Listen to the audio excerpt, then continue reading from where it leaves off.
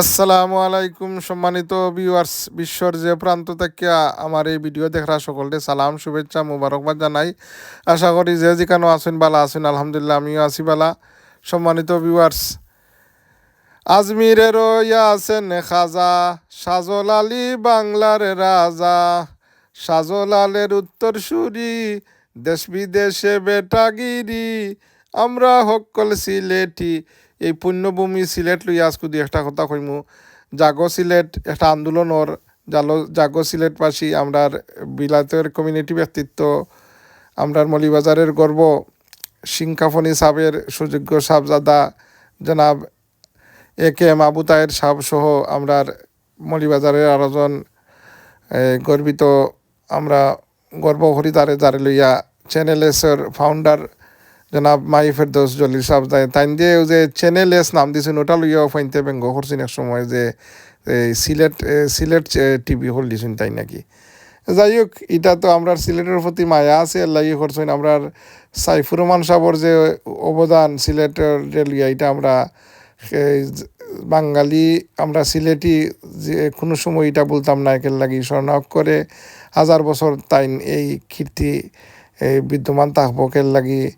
মানুষ সেও চিরজীবী নাই, কিন্তু মানুষের কর্ম মানুষের বহু বছর বাঁচিয়ে রাখে। তদ্রূপ এই যে সিলেটের উপকার, সিলেট বিভাগের উপকার আমরার মলিবাজারের কৃতি সন্তান বারমর্দনের সন্তান জনাব এম সাইফুর রহমান সাহেব আল্লাহর বন্দারে বেহেস্তের আলা মুকাম জান্নাতুল ফেরদৌস দান করতা।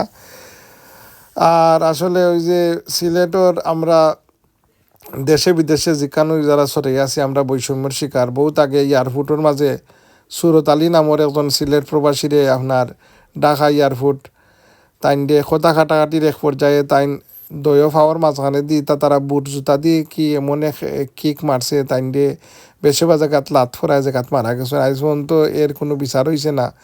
এর ধারাবাহিকতায় তারা ওফো আমরা প্রবাসী সিলেটি সকলতর উপরে বিভিন্ন ধরনের অত্যাচার নিপীড়ন চালাইছে, যুগে যুগে এখনও চালার। আর এটার মাত্রা বাড়ার আমরা মাই ফেরদৌস জলিল সাহেব তাই রিয়েলিটি উইথ মাইত অনেকবার কইছেন যে আমরার যে লন্ডনের সিটি এয়ারপোর্ট এর রানওয়ে থেকে 5 গুণ বড় হইল আমরা সিলেটের রানওয়ে। এরপরেও রানওয়ে লইয়া এক্সকিউজ দেখাইব, এটা নামে হইল আন্তর্জাতিক ইন্টারন্যাশনাল। আসলে তো এক ডোমেস্টিক ফ্লাইটের মতন এটাই, এক বিমান ছাড়া অন্য কোনো বিমান নামতে দেয় না। এটা সিলেটি হলোর লাগে তার একটা বৈষম্য।